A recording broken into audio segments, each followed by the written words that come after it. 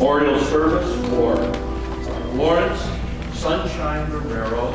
Let's begin our service by standing and singing page 202. First two verses of Amazing Grace. How sweet the sound that saved a wretch like me. Let's stand together. Let's sing together as we have this celebration of the life of Florence Guerrero. Amazing Grace, what a wonderful hymn. They did great truths. Amazing grace, how sweet the sound that saved a wretch like me. I once was lost,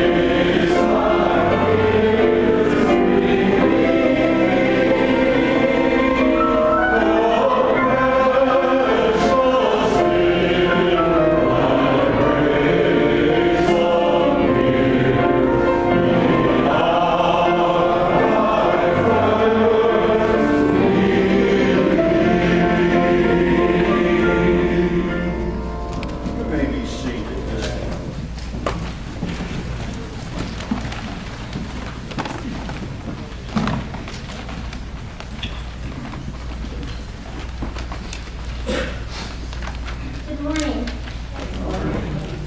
I'm Cyndee Miller. I'm the oldest child of Florence.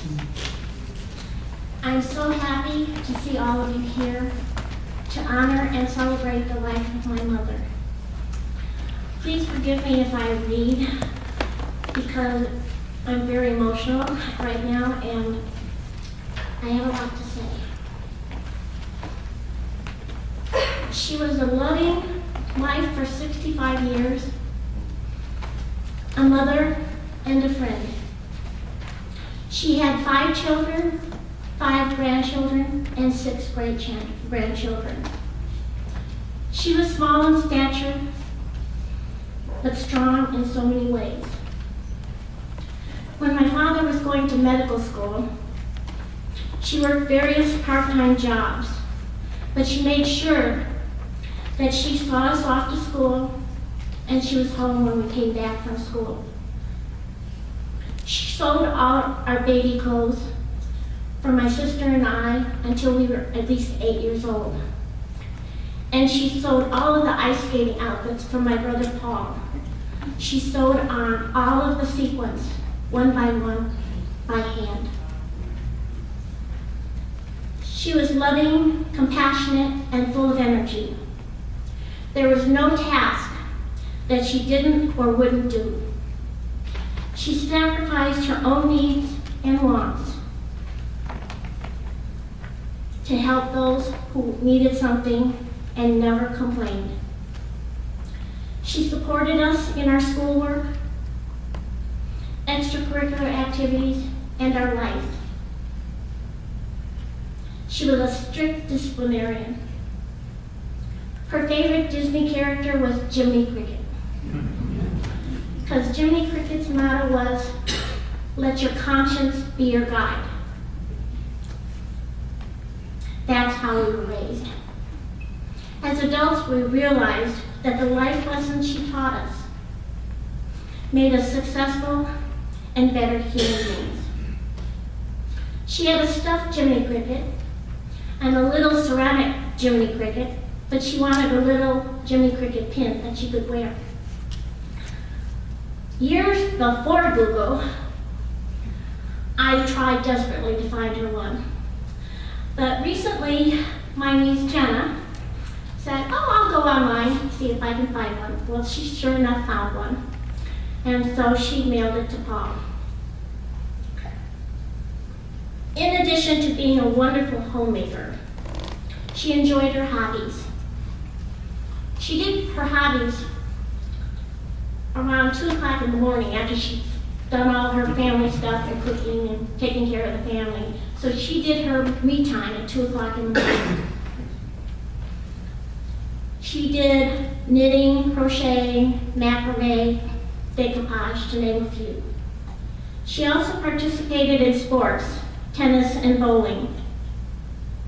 She started singing when she was 8 years old in the church choir and sang in local choruses wherever we lived, and of course the church choir. She was the first violinist for the American Conservatory of Music in Chicago, Illinois, and also played in the Mesa Senior Center East Orchestra. I'm so proud of her accomplishments. She also loved caregiving, of which I was one of the recipients of her caregiving, and she loved volunteering.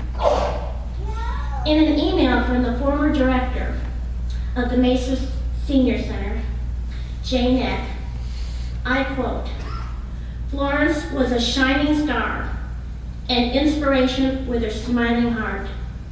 We relied on her for the oversight of the kitchen and dining room, and things ran like clockwork. She was able to manage a variety of personalities with kindness and respect," end quote. She was an extraordinary woman who lived life to the fullest with great passion, humor, and love. She knew what was really important: God, love, family, and friends. We knew when I was diagnosed with lupus at age 19, she was my caregiver until I got married when I was 31. She took me to all of my doctor appointments, often waiting hours to see the doctor, and to all my tests in a wheelchair. She didn't mind having to put the heavy wheelchair in and out of the trunk, and pushing me up and down ramps. Speaking of ramps, one day we had to go through a tunnel between buildings at Presbyterian St. Luke's Hospital in Chicago, and she wanted to lift my mood. So she let go of the wheelchair, and the ramp was going downhill, and I was screaming, but she eventually caught up to me, and we both just started laughing. She had a great sense to know my moods and my shenanigans. We had 2 cookie jars in the dining room, one with the good cookies and one with the okay cookies. One day I was walking very carefully, not to squeak the tiles, to get to good cookies. However, somehow she heard me from down in the basement while she was doing the laundry. And she yelled at me, "Cynthia, get out of the cookie jar." She had very good ears. I told her when I was little that I wanted to die before she did. She told me, "That's not how life works." Well, now I know what she meant. She showed me how strong she was after Daddy passed away 15 months ago. How strong she was when she unexpectedly found out she had stage 4 lung cancer. How strong she was when she went through 3 weeks of localized radiation treatment on her elbow and vertebrae. And how strong she was to the very end. I always called my father Daddy, and I always called my mother Mom. But when her dementia got worse, I started calling her Mama. And the caregiver, hospice caregiver, told me that it was normal because I wanted my mother. Towards the end, she always had her eyes closed and her mouth open. The caregiver told us that hearing was the last sense to go, so she encouraged us to talk to Mama. One day I told Mama that I was going to do something that we've never done before. We always kissed her on her forehead or her cheek, but I told her, "Mama, I want to kiss you on your lips." So she had her mouth open but she heard me, and she closed her lips, and I kissed her. And then she opened her mouth again.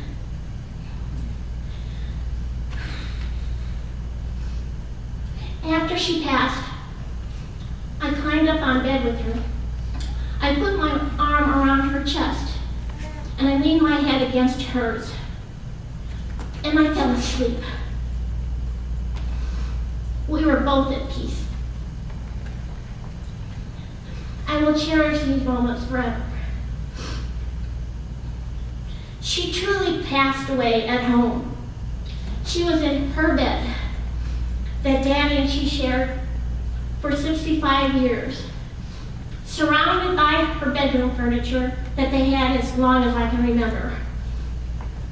And the assisted living building that she passed away in just happened to be the Miller Building, which is my last name. So she truly passed away at home. I miss her so very much, especially her smile. She always had a smile on her face, even to the end. Goodbye, Mama. You hold a very special part in my heart, and I love you very much.